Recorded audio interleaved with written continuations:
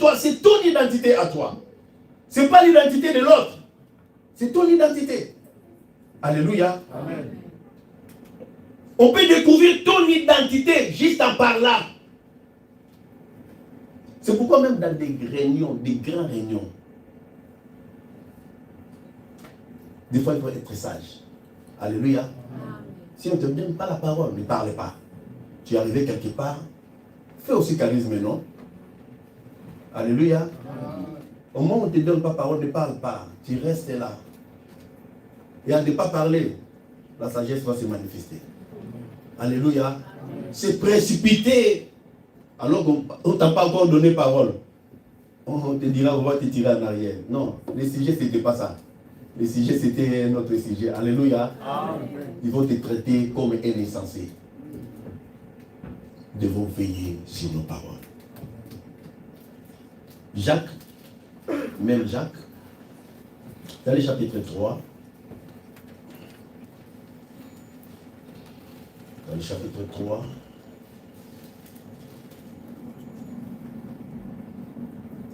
je lis à partir du verset 2. Nous branchons tous de plusieurs manières. Si quelqu'un ne branche point en parole, c'est un homme parfait, capable de tenir tout son corps en bride. Dans le verset 3, si nous mettons les morts dans la bouche des chevaux pour qu'ils nous obéissent, nous dirigeons aussi les corps tout entiers. Voici même les navires qui sont si grands et qui poussent des vents impétueux sont dirigés par un très petit gouvernail au gré du pilote. De même, la langue est un petit membre et elle se vante de grandes choses. Voici, comme un petit feu embraser une forêt, la langue aussi est un feu. C'est le monde de l'iniquité. La langue est placée parmi nos membres, souillant tout le corps et enflammant les cours de la vie. Étant en elle-même enflammée par la géhenne. Alléluia. Je dis, bien-aimé, ce que nous disons détermine notre direction dans la vie. Là, la Bible nous donne l'exemple des chevaux. Vous savez, les chevaux, ils sont des animaux forts. Ils sont des animaux dangereux. Mais pour maîtriser les chevaux, qu'est-ce que le cavalier fait? Il prend seulement les cordes, il met dans sa bouche. Alléluia. Azu Singa, les cordes là, il met dans la bouche des chevaux. Et le cavalier commence à diriger les chevaux. Alléluia.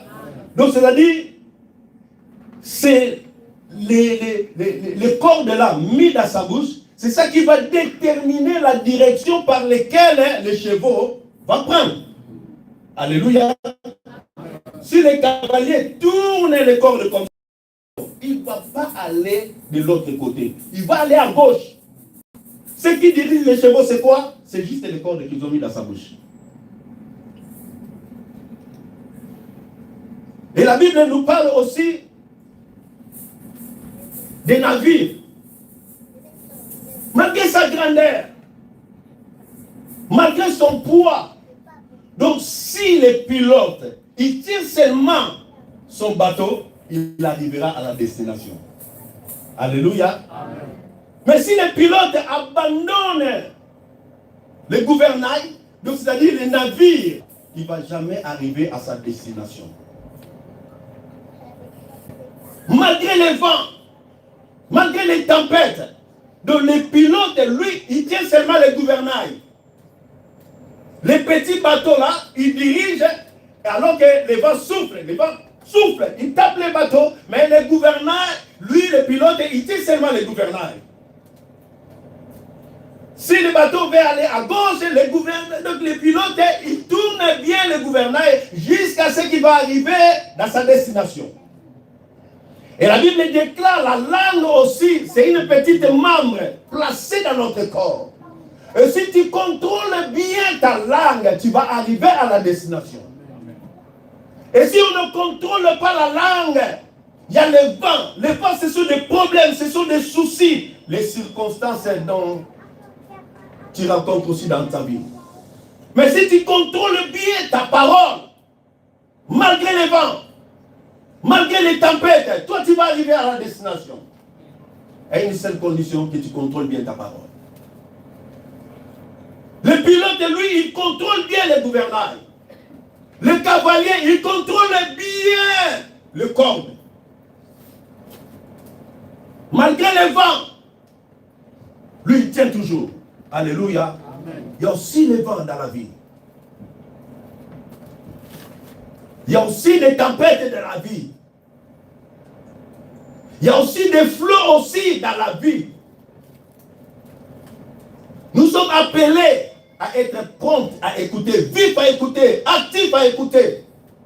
Sois là à parler. Alléluia. Amen.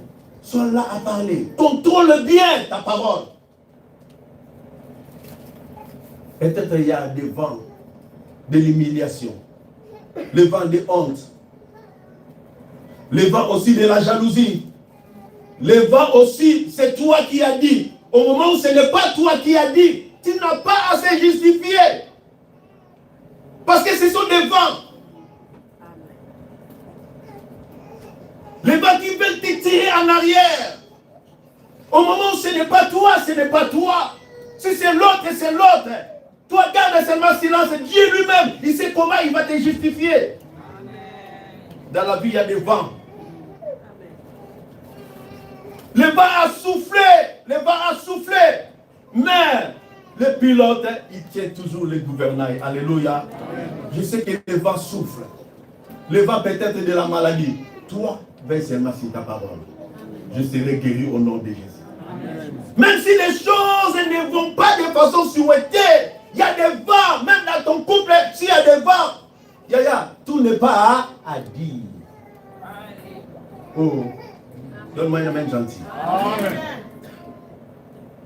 Malgré tous ces vents, toi veille seulement sur ta parole. Malgré le flot, malgré les tempêtes, toi, tu veilles seulement sur ta parole. Tu veilles seulement sur ta parole. Alléluia. Amen. Ne dis pas tout à tout le monde. Tout le monde n'est pas mauvais. Tout le monde n'est pas bon. Alléluia. Amen. Si tu veilles sur ta parole, c'est ça la sagesse. Ne parle pas seulement pour parler. Alléluia. Amen. Il faut enlever cet adage-là. Que moi, je ne suis pas hypocrite. Surtout nous, les Congolais, on a cette habitude-là. On a l'hypocrité. Il y a pas un hypocrite. S'il parle là, c'est le fait qui sera animé. Lui, il a utilisé juste la sagesse. Je ne parle pas, donc je ne te réponds pas. Parce que je vais utiliser ma sagesse. Alléluia. C'est la parole qui nous montre le niveau de ta maturité spirituelle. Est-ce que tu es mature ou bien tu ne l'es pas? Ce n'est pas les CV. Alléluia. Amen. Moi, tu peux me présenter les CV ici. Je suis né à l'église, j'ai fait autant des années. C'est toi qui vois. Mais ta façon d'être, ta façon de se comporter, c'est ça qui va me dire que non, toi, tu es vraiment mature. Tu as grandi dans le Seigneur. Alléluia. Amen. Ta façon de parler, ta façon de répondre, je dis que non, toi, tu es dans le Seigneur. Alléluia. Je n'ai même pas besoin de dormir pour que le Seigneur puisse me révéler ton identité. Non, ton identité est révélée au moment où tu parles. Ton identité est automatiquement révélée. Est-ce que je veille sur ma parole? Je veille sur ma parole. Là, la Bible nous parle des navires. Regarde sa grandeur, sa hauteur. Mais les navires arrivent à sa destination à cause des gouvernails et des pilotes. On peut arriver aussi à notre destination. Le Seigneur peut-être a préparé de grandes choses. Mais par manque de discernement aussi. tu as provoqué les camps de l'ennemi. Tu as retardé toi-même ta bénédiction. Ne parlez pas seulement pour parler. Quand l'Esprit de Dieu te dit de te taire, tu te tais. Si l'Esprit du Seigneur ne te dit pas de parler, ne parle pas aussi. Il y a l'une de mes filles qui m'a traité de tombeau. Il dit, pas son cœur, c'est un tombeau vivant. Lui, il cache, alléluia. Lui, c'est un tombeau vivant. Je peux dormir avec toi, je me réveille. Tu ne sais pas ce que je pense. C'est ça, être au service du Seigneur. Alléluia. Amen. Oh non, moi j'avais juste parlé. J'avais juste... Non, je n'ai pas dit un mal.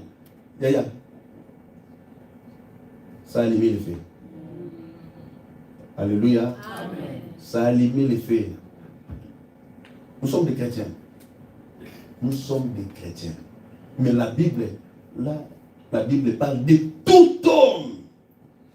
De tout homme. Le pasteur Yabomba. Le pasteur, lui, c'est un tombeau, lui, il cache. Mais toi, pourquoi toi, tu ne caches pas? Parce que le pasteur ne veut pas que le feu soit allumé. Amen. Alléluia. Amen. Toi, tellement que tu es allumette, il y a déjà le pétrole répandu. Donc, c'est-à-dire, toi, tu es capable d'allumer, de jeter seulement l'allumette, quoi. Alléluia. Amen. Non, toi, pourquoi tu ne caches pas?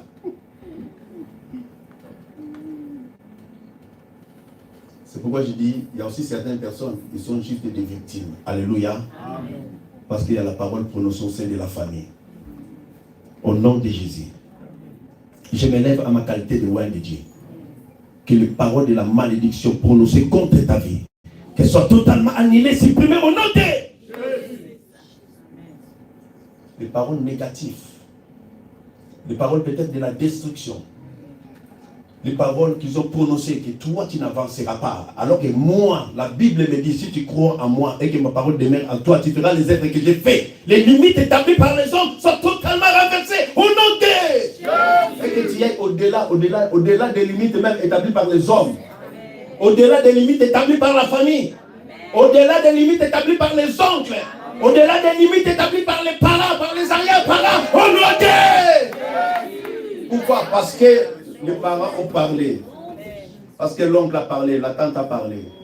Non, la parole là, l'homme de Dieu a le pouvoir de supprimer, d'annuler les paroles. Oh non, Dieu!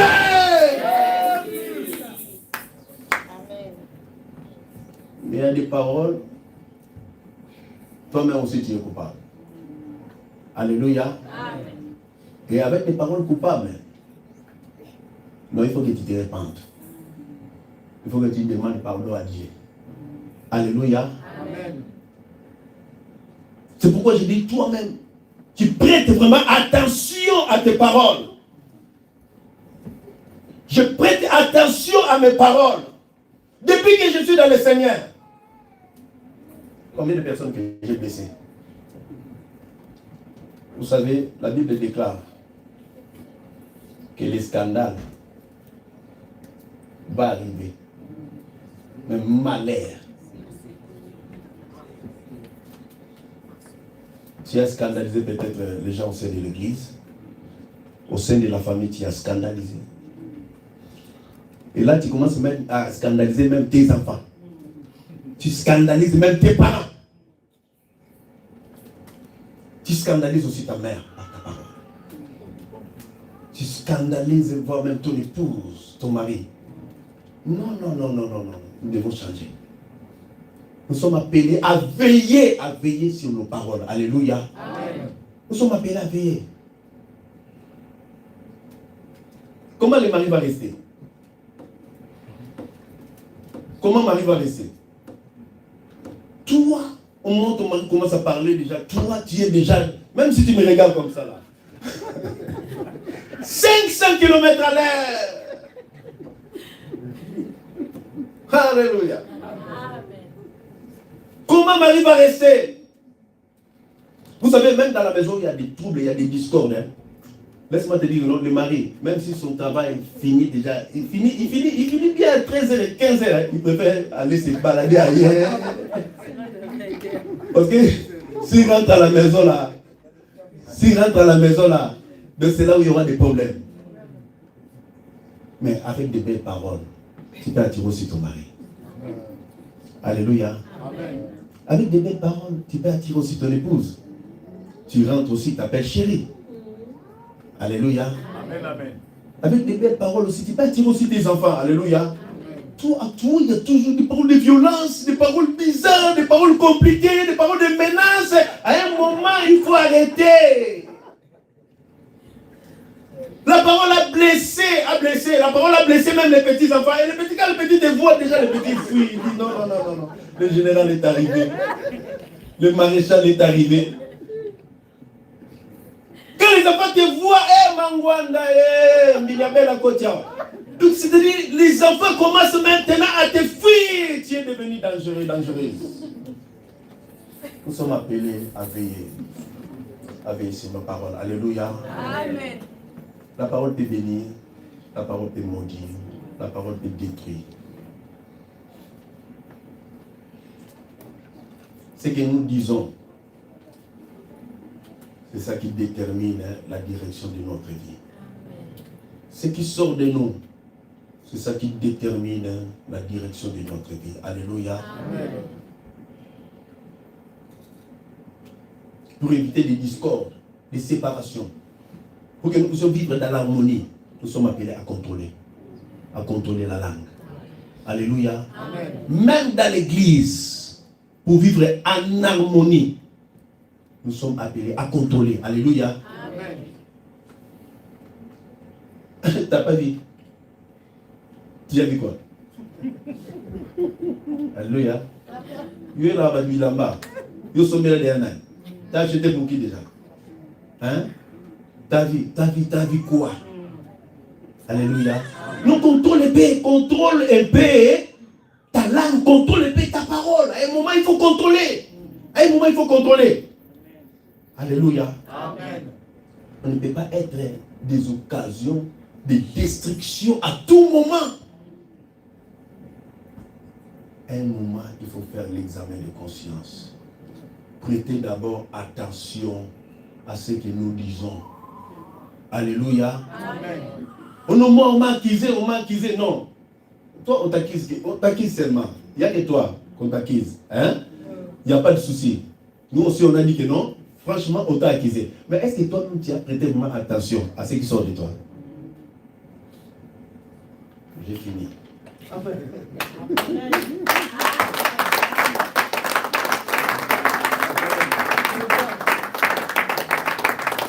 Vous savez, hein, avant de refiler la responsabilité aux autres, hein, non, nous devons devenir martyrs. Alléluia. Amen. Nous sommes appelés à devenir martyrs. Au lieu de refiler la responsabilité aux autres, au lieu de condamner les autres, examine d'abord ta vie. Alléluia. Amen. On peut dire aussi que c'est le sorcier de la famille. Des fois, ce n'est pas sorcier de la famille, c'est ta langue qui t'a détruit. Alléluia. Amen. C'est ta langue qui t'a détruit. C'est pourquoi je dis, on peut dire aussi sorcier de la famille. Ce n'est pas sorcier de la famille, c'est toi-même qui as détruit tes enfants. Parce que les enfants, à chaque fois, au lieu que les enfants écoutent leur maman en train de prier, d'adorer le Seigneur, maman, dès le matin, à 8h du matin, il commence d'abord par Papa Moïse. Il attaque Frère Lumière. Et il descend chez Trésor là-bas. Et quand il va prendre leur pasteur là, allez, nienglété, moi me cotiser. C'est quoi? À un moment, il faut arrêter. Mais quand les enfants se réveillent, et que les enfants trouvent maman en train d'adorer le Seigneur. Alléluia. Donne-moi un amen bien. Ok, c'est donne-moi un amen gentil. Donc, si tu adores le Seigneur, tu ne vois pas que non, tu vas attirer même ton mari à adorer le Seigneur. Si toi-même tu commences à louer le Seigneur dès le matin, mélodie bénie du ciel, est